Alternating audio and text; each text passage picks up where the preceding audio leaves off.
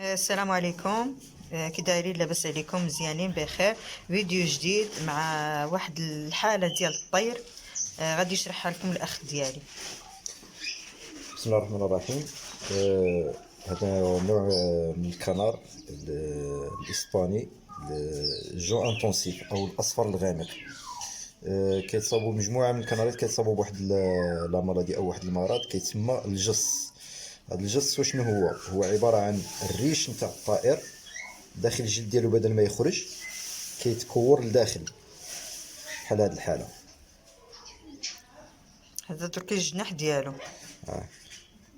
الجص بدل ما يخرج كيتكون لداخل وكيبقى كيسبب له واحد الالم كبير. غادي هنا غادي نحاولوا نديروا له بحال واحد العمليه، نحيدوا له هذا الجص باش يبرى. كنا قمنا له بواحد لان كاين في 4 نتاع الاماكن، عنده هنا وعنده هنا. وهذه حاله شائعه عند الطيور، كنت حيدت له المره اللي فاتت من هنا، هو هذه تقريبا صافي برات. باقيه له وحده هنايا وجوج باقيين هنا. الطريقه سهله بزاف باش نحيدوا له وكيتعافى الطائر بسرعه. شنو غادي نحتاجو؟ غادي نحتاجو لواحد المعقم بيتادين، نحتاجو الماده مخدره اللي انستيزي لوكال، ليدوكاين او البروليكاين، يعني اي ماده كتكون غير 2% 2% كتخدر باش ما يحسش بالالم. نحتاجو لواحد الملقط باش غادي تيش كوطون باش غادي نيطوايو الجرح، وواحد الزواره معكم. الزوار باش معقم باش نفعل. اول حاجه غادي نديروها، اول حاجه غادي نحتاجوها، ناخذ نقطه من ماده المخدر الموضعي وندهنوها المكان اللي فيه. غادي يعني نخليوها تقريبا واحد 10 ثواني او 15 ثواني باش تاخذ المفعول ديالها ويتخدر الموضع. دابا من بعد واحد 10 ثواني ما دازت وخدا داك اللي دو كاين المفعول ديالو، نقوموا بتعقيم مكان الجص بالبيتادين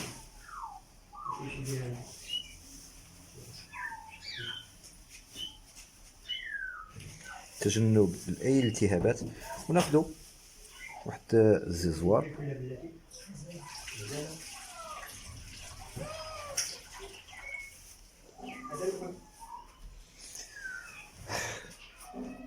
نقوموا بالفتح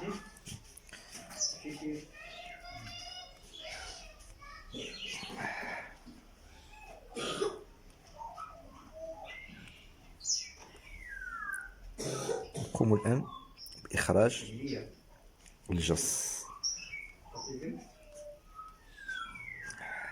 كما كتشوفوا هكا.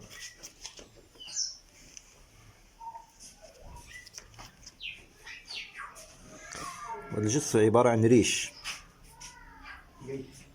ريش كيكون داخل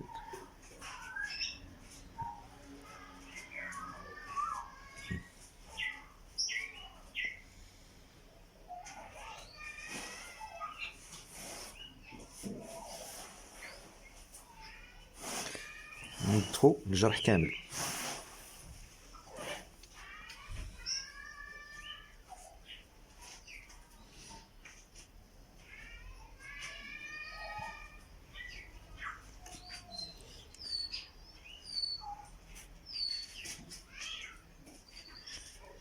الجرح الاول ها هو كما كتشوفوا نظف كامل. بقات لنا هاد المرحله هنايا.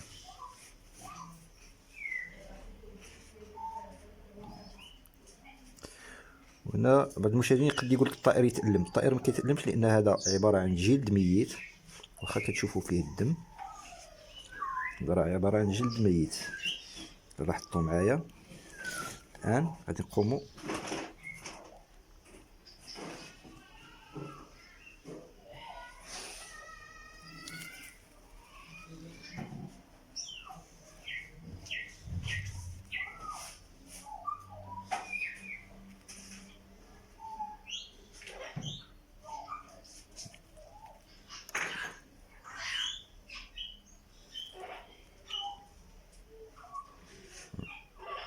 هنا كيتضح لكم في الجسم كامل.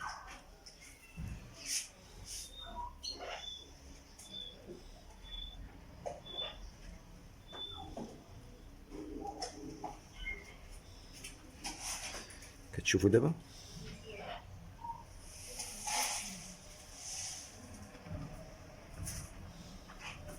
ها هو.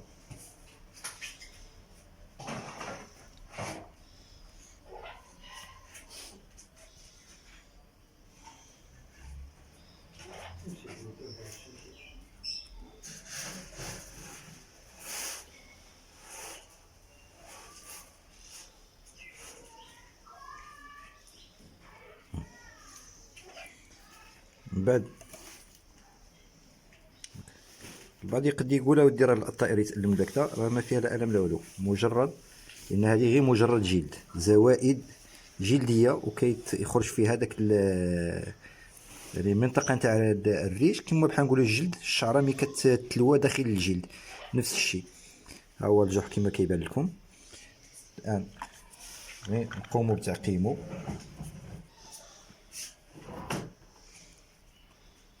هكذا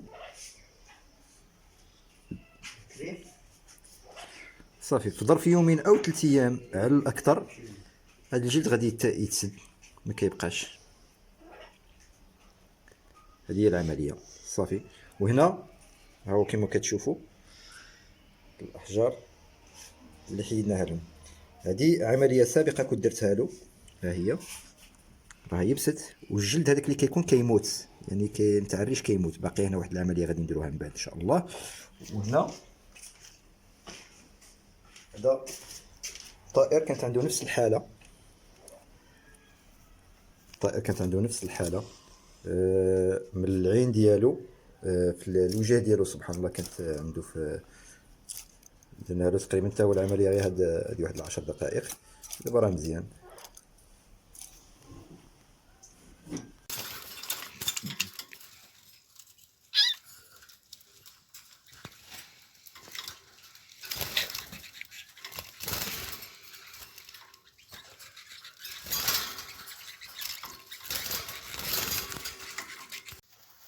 بسم الله الرحمن الرحيم. التتمة تاع الفيديو اللي كنا قمنا به المرة اللي فاتت على الطائر اللي كان فيه مرض الجص او مرض الجص اللي هو الريش كيبقى تحت الجلد ويتكور وكيسبب واحد الالم كبير للطائر. هادو الطائر اللي كنا مزانا له الجص الان الحمد لله راه بصحة بعد مرور حوالي تقريبا اسبوع. الان راه بصحة جيدة، والجرح هذا اللي كنا قمنا له في قرب العين ديالو. هذا الجرح التائم صافي الحمد لله. هذا كان عنده تقريبا الخراج تحت العين ديالو. هذا من بعد ان شاء الله غادي نهضروا عليه، هذا مرض الخراج. هذا برا الحمد لله صافي.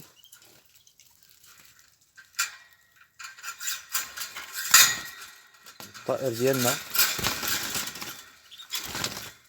اللي كان مريض بالجص وحيدنا له الجص الحمد لله كما كتشوفوا تشافى. الجرح التائم كامل الجهة اليمنى، وهنا الجهة اليسرى ثاني كما كتشوفوا الجرح التائم. والطائر الآن الحمد لله بصحة جيدة. السلام عليكم ورحمة الله تعالى وبركاته. الرحمن الرحيم. هذا بالنسبة للطائر الكنار اللي كنا درنا له ديك العملية نتاع إزالة الجص من نوع على راس اسبانيول جون انتونسيف الاصفر الغامق. كنا درنا له العملية هنا.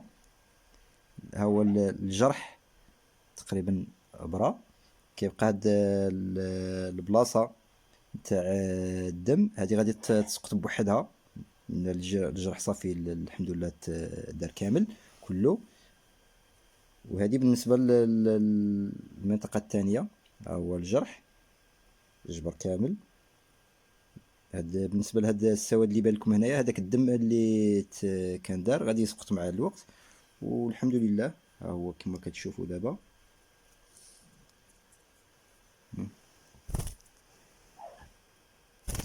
بصحه كامله، ما عليه والو ان شاء الله. صافي كياكل بوحدو كيشرب بوحدو. شنو هادو؟ شنو هادوك؟ هادو الخاتم تاع الطائر. كل مربي يدير واحد النوع نتاع الخواتيم باش يعرف الانتاج ديالو. بحال هادو نتاع هاي هنا كاتب لك الرقم تاع هذا 16. هنا الا درتي الزوم غادي تلقاي السنه. هادو نتاع 2019. الخاتم الاسود كيكون سنه 2019، الازرق الاحمر كيكون 2018، الازرق 2017، الاورانج 2016. وهذيك الخضره؟ هذه كيديروها ملي كيكون واحد الانتاج بحال نقولوا في المثال الاخوه، باش ما يكونش الكونسونغ، باش الاخوه ما يوليوش يعاودوا يديروا لهم التزاوج نفس من الاخوه من نفس الفصيله. بحال نقولوا في المثل الاب والاب من كينتجوا واحد الخمسه او سته تاع لي كانار، كنديروا لهم هاد الحلقات نتاع باش الخضر خضر خضر، يعني في المثل هادو اخوه. كاينين وحدين كدير لهم زرق زرق زرق، احمر احمر احمر، باش يعني الاختلاف كيولي ما ديروش التزاوج من نفس النوع نتاع الابوين. صافي هادشي اللي كاين. المهم الا عجبكم الفيديو حاولوا تبارطاجيوه مع في مواقع التواصل الاجتماعي ديالنا، باش الناس تعرف كي دير تعالج هاد المرض بين يكون عندهم. وراه مرض سهل باش تحيد له كيقولوا له. كيكون صعيب غير ملي كيكون الجص في بلاصه فيها العرق. وبزاف الاخوه في اليوتيوب كيقول لك لا راه خطير، لا خاصك دير تدير المتخصصين. راه عمليه سهله، غير تبعد على تخلي الجص حتى يقرب يخرج يوصل للجلد في البلاصه اللي ما كيتألمش منها الكنار، وديروا العمليه وتنزلوا داك الجص، لان اساسا ملي كيكون فيه الجص كيحس بالالم بديك البلاصه. يا الله، السلام عليكم ورحمه الله وبركاته.